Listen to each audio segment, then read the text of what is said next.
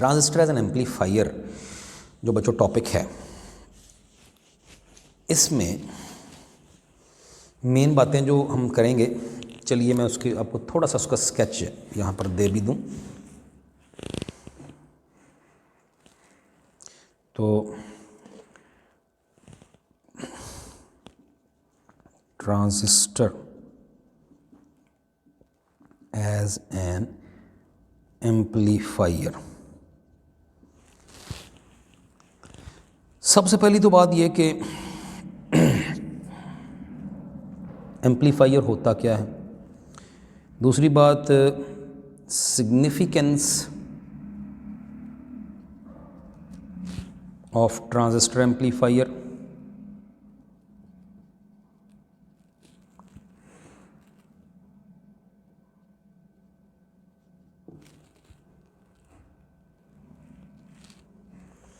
तीसरी बात circuit description.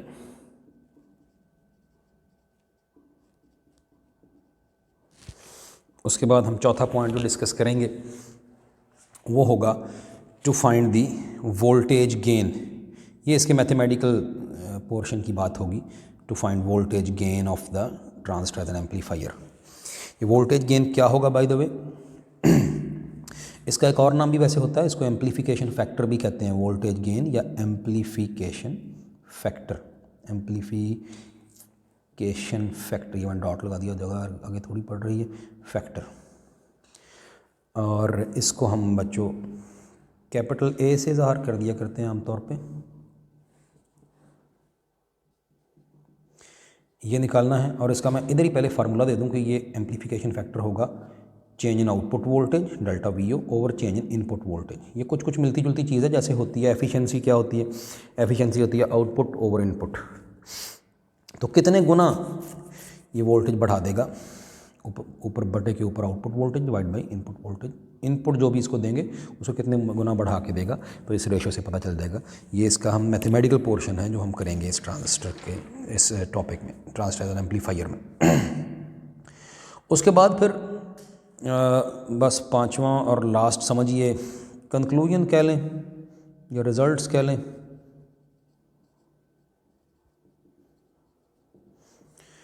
तो दो कंक्लूजन्स बयान होंगे। ये एक आपका स्केच बन गया जी, जैसे एज़ यूजुअल हम किया करते हैं। ये टॉपिक पूरा इस तरह चलेगा, नोट्स आपके इस तरह होंगे। ठीक हो गया जी। तो सबसे पहली बात ट्रांजिस्टर एज एन एम्पलीफायर का पहला पॉइंट, एम्पलीफायर क्या होता है, what do we actually mean by amplifier. हर वो डिवाइस जो किसी इनपुट सिग्नल को एम्पलीफाई करके आउटपुट पे भेजे। Amplify, amplitude, magnify. एम्पलीफाई लफ्ज़ जो है इसका मतलब एम्पलीट्यूड को मैग्नीफाई करना, एम्पलीट्यूड बढ़ा देना। तो एम्पलीट्यूड प्लस मैग्नीफाई, मैग्नीफाई करना, बड़ा कर देना, ये बना एम्पलीफाई। तो एम्पलीफाई एम्पलीट्यूड को बढ़ा देना। हर वो डिवाइस जो किसी इनपुट सिग्नल की एम्पलीट्यूड बढ़ा के आउटपुट पे देता है, वही सिग्नल आउटपुट पे दे देता है, लेकिन एम्पलीट्यूड बढ़ा के। तो पहली तो बात ये कि ए डिवाइस दैट एनलार्जेस, या एम्पलीफाइज भी कह सकते हैं, या दैट एनलार्जेस द एम्पलीट्यूड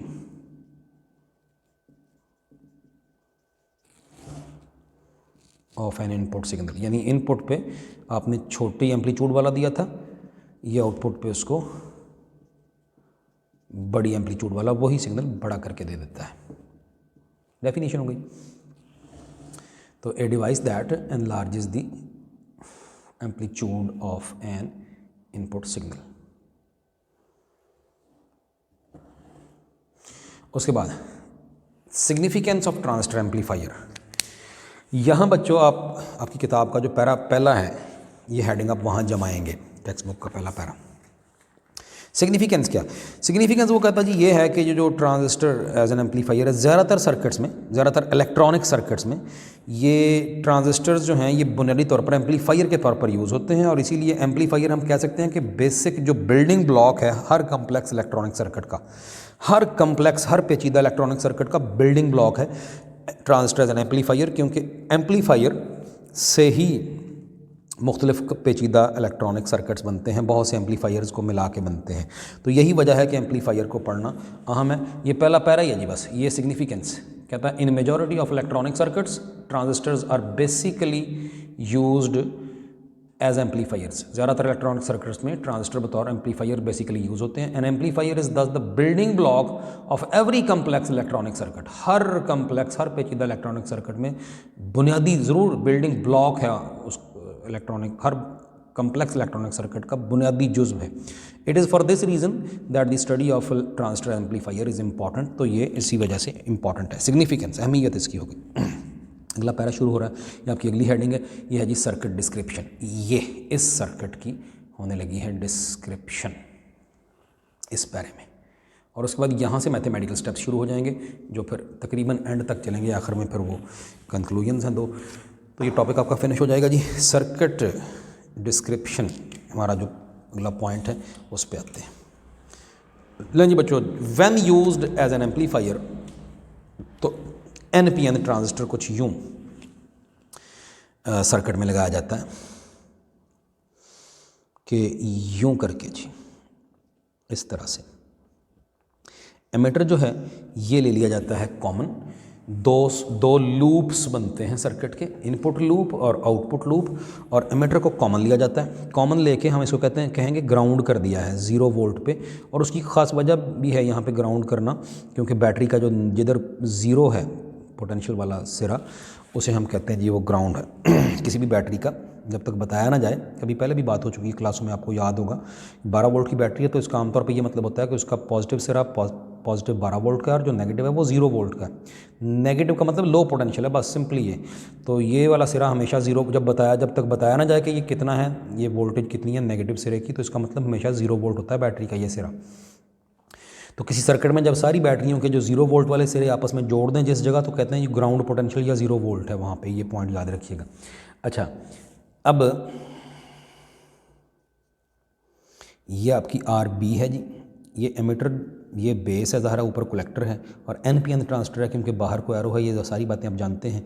और अब NPN ट्रांजिस्टर है तो एमीटर, ये चलिए आपकी सिर्फ याद दिहाने के लिए, वैसे पता ही है हमें, ये N ये P, तो बेस P टाइप है और NPN ये N है, तो बेस जो है वो P टाइप है, कलेक्टर और एमीटर जो है वो N टाइप है।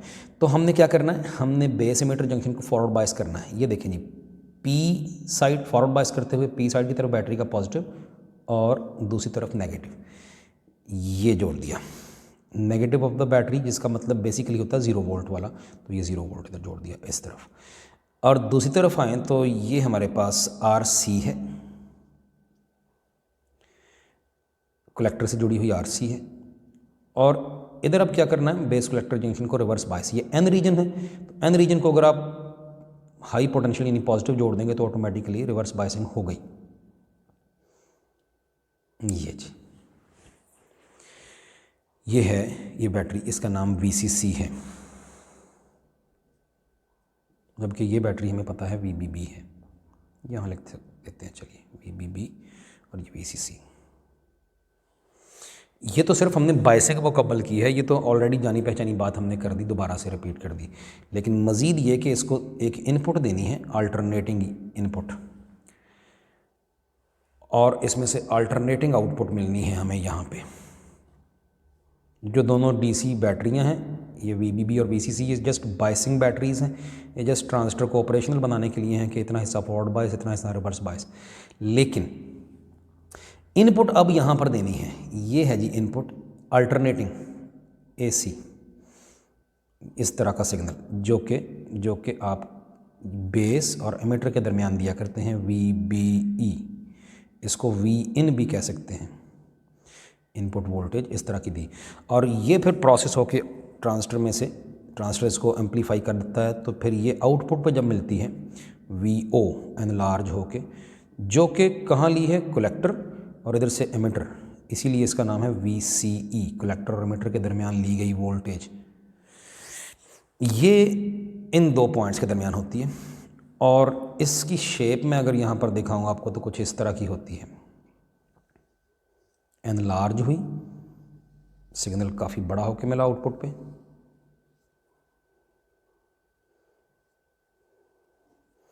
बड़ा होके मिला, लेकिन कुछ नोट किया आपने, बड़ा होके तो मिला आउटपुट पे, लेकिन साथ ही भला क्या हो गया, ज़रा देखें तो ये देखिए जी, इधर इनपुट पे first half cycle above the mean level था यानी पॉजिटिव, दूसरा नेगेटिव था बिलो द मीन लेवल, और आउटपुट पे पहला जो हाफ साइकिल है ये नेगेटिव है और फिर दूसरा पॉजिटिव है, यानी जो इनपुट थी वो बड़ी तो हुई लेकिन इन्वर्स भी हो गई 180 डिग्री, उसका फेज़ रिवर्सल हो गया 180 डिग्री। ये कैसे मैथमेटिकली, इसका मतलब क्या है, यही बातें अभी हम मैथमेटिकली सारी करने लगे हैं। तो जो इनपुट पे देते हैं वो आउटपुट पे बड़ी होके, एम्पलीट्यूड उसकी बढ़ के लेकिन इन्वर्स होके मिलती है, ये इसका फंक्शन है जी ट्रांजिस्टर का एज एन एम्पलीफायर। अब यहाँ कुछ इसके मैथमेटिकल स्टेप्स हमने करने हैं, तो हम अगले हिस्से में आ गए हैं। ये जो इसका ये वाला वोल्टेज गेन, ये वाला फार्मूला है, ये हमने निकालना है is equal to question mark, इसका फाइनली फार्मूला निकालना है, मैंने पहले ही बता दिया आपको। और चलिए फिर शुरू करते हैं जी, इसका फार्मूला निकालने की तरफ आते हैं। उसके लिए जो सबसे पहली बात आपकी किताब पे मैथमेटिकल स्टेप जो हैं जैसे वो हम शुरू करने लगे, तो उसने कहा जी आप इस सर्किट को देखिए, इस सर्किट को देखिए, इसमें ये चलेगा IB, बेस की तरफ को जो करंट आएगा IB,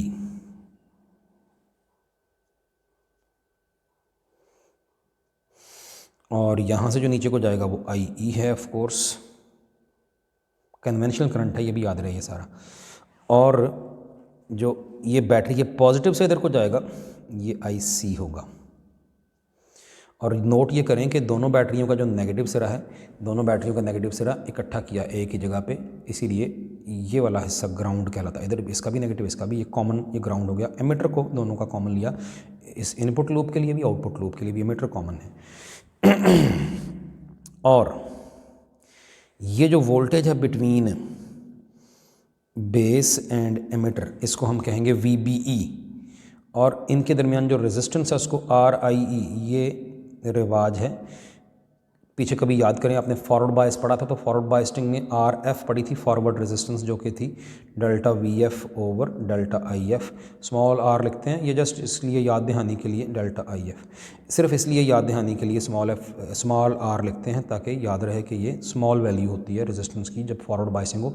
emitter base junction forward bias है तो RIE, I mean input loop, और E मतलब एमिटर के साथ जुड़ा हुआ, तो RIE ये तरीका है इसका नाम रखने का, RIE, ये resistance between base and emitter. और जो वोल्टेज है बिटवीन बेस एंड एमिटर वो VBE है। चुनाचे इस डायग्राम के मुताबिक हम लिखने लगे हैं कि जो IB बच्चों करंट होगा वो होगा VBE ओवर RIE। जैसे ओम्स लॉ के मुताबिक होता है कि V = IR, जब करंट चलने लगे, जब ये कंडक्टिंग हो जाए, तो फिर हमें पता है फॉरवर्ड बायसिंग की हालत में, तो जब कंडक्टिंग हो जाए डायोड, तो फिर उसके बाद जब करंट चलना शुरू हो जाए, तो फिर उसके बाद हमें पता है यहाँ से यूँ इस तरह से स्ट्रेट लाइन आती है, जो कि इतनी ये वाली जो स्ट्रेट लाइन है इसका बिहेवियर ओहमिक है। ओम्स लॉ यहाँ अप्लाई हो सकता है, तो यहाँ से I हो जाता है V ओवर R, वही फार्मूला यहाँ पीछे यूज़ किया। अच्छा, ये हो गई जी हमारी इक्वेशन नंबर 1। उसके बाद हमारे पास अभी पीछे थोड़ी देर पहले देखा था, बीटा जो है करंट गेन रेशो, जो है current gain of the transistor IC over IB होता है। यहाँ से मैं अगर IC निकालना चाहूँ तो ये बीटा IB उधर जाके बीटा से मल्टीप्लाई होगा, तो बीटा IB, यानी इक्वेशन नंबर ये 2 मैं कह देता हूँ, IC बराबर है बीटा IB, इक्वेशन नंबर 2।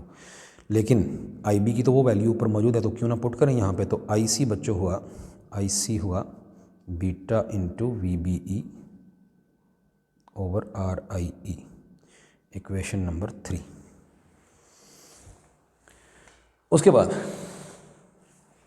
हमारा याद रहे कि हमारा टास्क क्या है, हमारा काम है ये वाली रेशो मालूम करना, output change in output voltage और चेंज इन इनपुट वोल्टेज, ये होगा वोल्टेज गेन ऑफ ट्रांजिस्टर। अब आउटपुट वोल्टेज जो है वो ये है VCE, कलेक्टर से एमिटर तक ये वाली। और बच्चों IC करंट यहाँ से चल रहा है, यहाँ से होके इधर को जा रहा है, तो इधर से होके ये भी IC करंट यहाँ से होके उधर को गया है, तो ये यहाँ नीचे आया, इधर से IB करंट इधर से आ रहा है।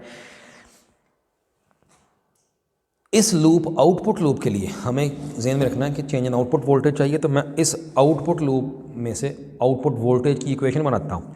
एक लूप के अंदर वोल्टेज इक्वेशन लिखें तो आप याद करें, आपने KVL कुछ अर्सा पहले आपने चैप्टर 13 में ये पढ़े हुए हैं, KVL KCL याद है।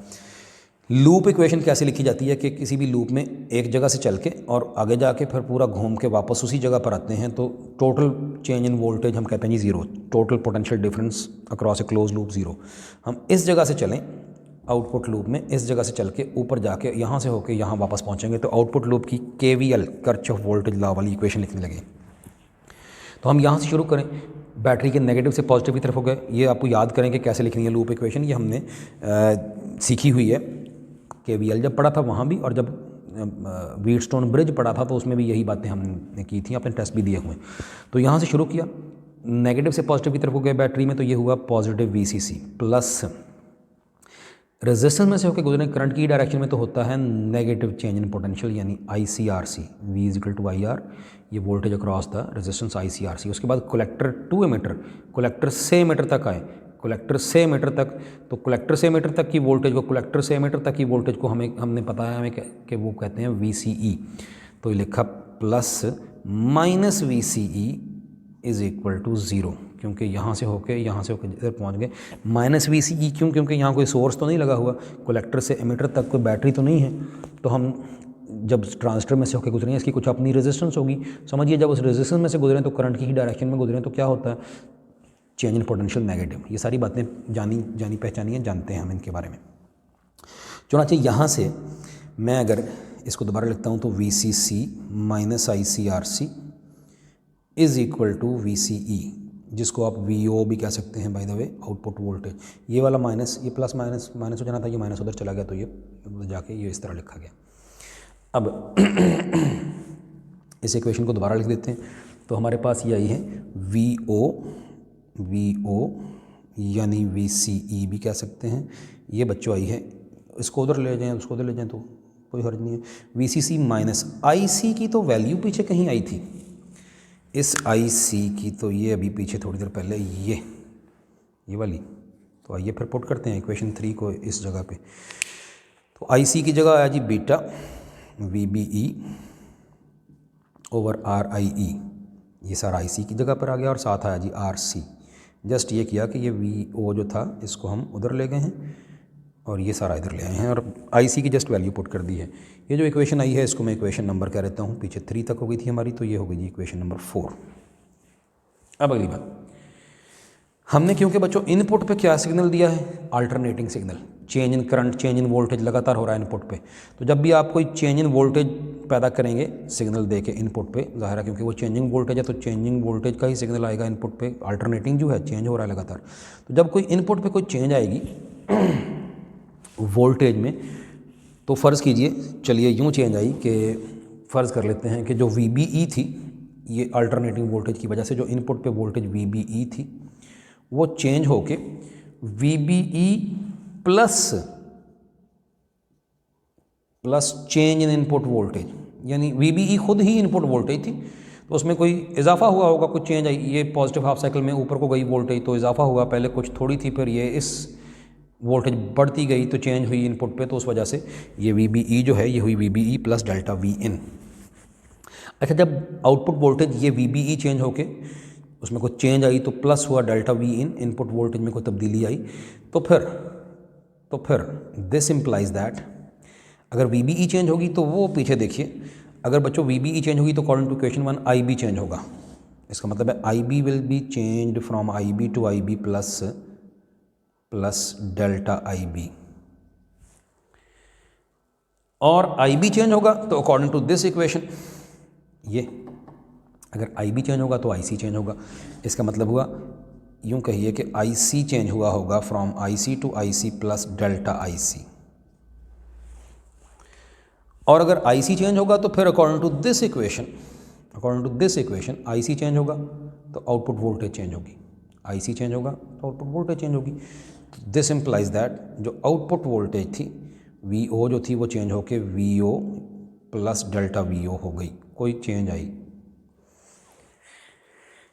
तो फिर जब ये चीज़ सारी अब ये ज़हन में रखिएगा, this thing changes to this, this changes to this, this changes to this, this changes to this, तो कोई इनपुट पे तब्दीली आई वोल्टेज पे तो आउटपुट पे अल्टीमेटली चेंज आएगी।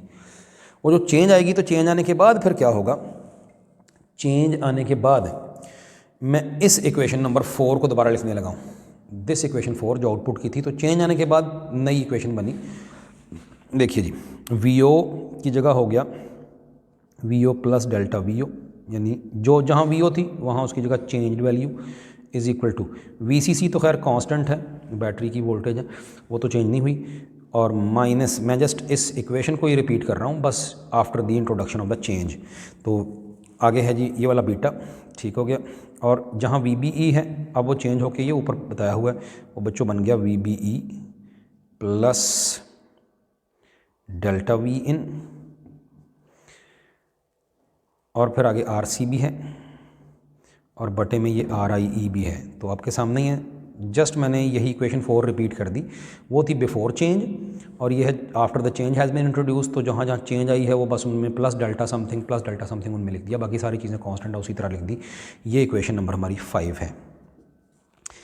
अब ये बस दोनों को ज़हन में रखिए कि ये है आउटपुट वोल्टेज और ये है ये इनिशियल आउटपुट वोल्टेज, और ये है आफ्टर जब कोई चेंज आ गई तो ये वाली वैल्यू है। अब हमें चाहिए कि आप फिर से याद रहे delta V O over delta V in, तो इक्वेशन नंबर 5 में से अगर मैं इक्वेशन 4 को माइनस करूं, इक्वेशन 5 सारी देख लें ये आपके सामने, उसमें से इक्वेशन 4 को माइनस करूं तो मैं अब मेरे पास यहाँ पे जगह भी कम है, बड़े सिंपल से स्टेप हैं, तो मैं ये कुछ स्टेप्स, ये चंद एक स्टेप्स हैं जो आपकी टेक्स्ट बुक पे नहीं हैं गिवन, तो वो मैं इधर ही कर देता हूँ, ये आपको दिखा देता हूँ, कोई हर्ज नहीं है, नोट्स वाली बुक पे वो स्टेप्स मौजूद हैं। ये हमारे पास इक्वेशन वी ओ की थी, ये वी ओ की है, अभी आप देख भी रहे हैं, ये चेंज आने के बाद इक्वेशन नंबर बच्चों हो गई, ये है जो हमारे पास। बस फिर क्या किया, जब चेंज निकालनी है तो हमने फिर क्या किया, सब्ट्रैक्टिंग इक्वेशन 1 फ्रॉम 2, आपने यहाँ लिखना है सब्ट्रैक्टिंग इक्वेशन 4 फ्रॉम इक्वेशन 5, तो हमने इस इक्वेशन 5 में से इस इक्वेशन 4 को माइनस करना है। ये देखिए जी आपके सामने, लेफ्ट हैंड साइड को लेफ्ट हैंड साइड में से माइनस, ये बच्चों वी ओ और साथ आया प्लस डेल्टा वी ओ, ये इक्वेशन 5 की left hand side, minus equation 4 की लेफ्ट हैंड साइड, वो जो वी ओ थी अभी पीछे देख सकते हैं दोबारा रिमाइंड करके। अब ये सारा हिस्सा जो है इतना ये हो गया इक्वेशन 5 की राइट हैंड साइड, माइनस ये वाला हिस्सा इक्वेशन 4 की राइट हैंड साइड है जो अभी आपको दिखाई थी। और आगे तो फिर बड़ा आसान है मामला कि ये देखिएगा, ये वी ओ और ये माइनस वी ओ कैंसिल हो गए तो बचा सिर्फ डेल्टा वी ओ, और आगे जाके ये समझिए ब्रैकेट थी, ये ब्रैकेट थी तो ये हमने खोली है, तो ये बना minus beta V B E R C over R I E, minus beta V B E R C over R I, और ये वाला माइनस इधर भी अप्लाई हुआ, minus beta delta V in R C over R I E, just ये bracket ये दोनों को बारी बारी जो बाहर सब हैं उनसे मल्टीप्लाई करके ये वाला माइनस अंदर अप्लाई कर दिया। ये बड़े सिंपल से मैथमेटिकल स्टेप है, आप खुद कर सकते हैं।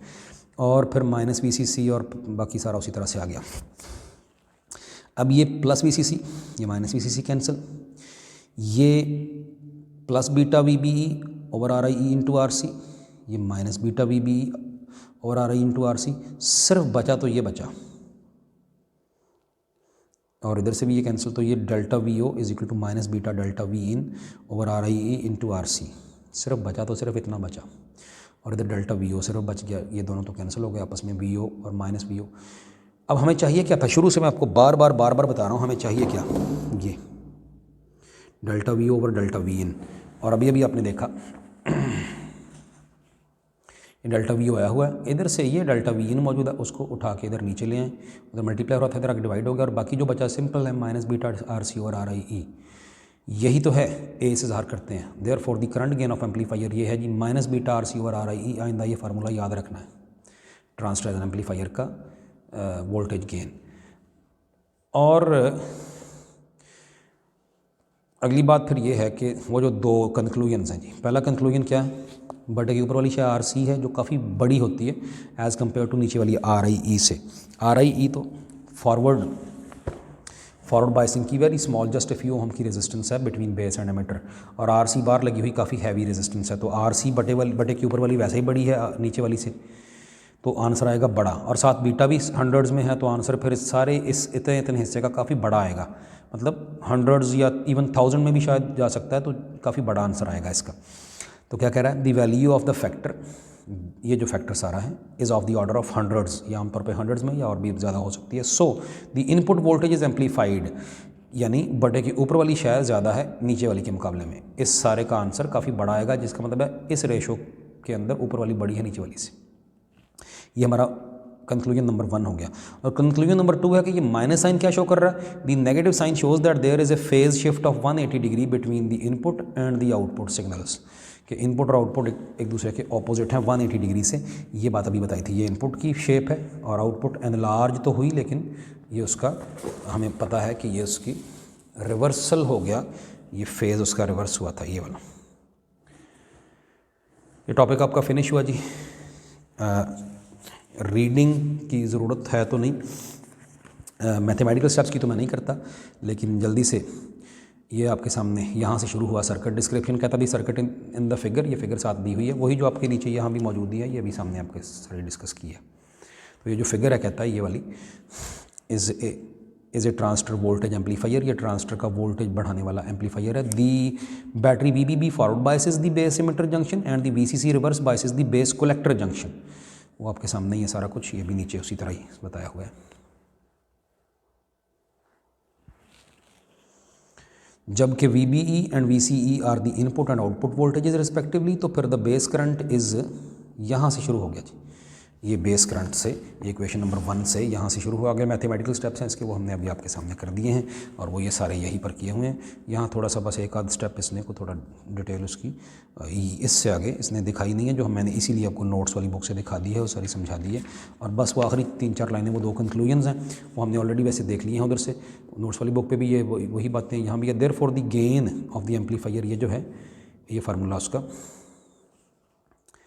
ये आ गया। और the value of the factor, इस फैक्टर की value is of the order of hundreds, ये सैकड़ों में होती है इसकी value. So the input voltage is amplified, ये हमारा कंक्लूजन नंबर 1 है।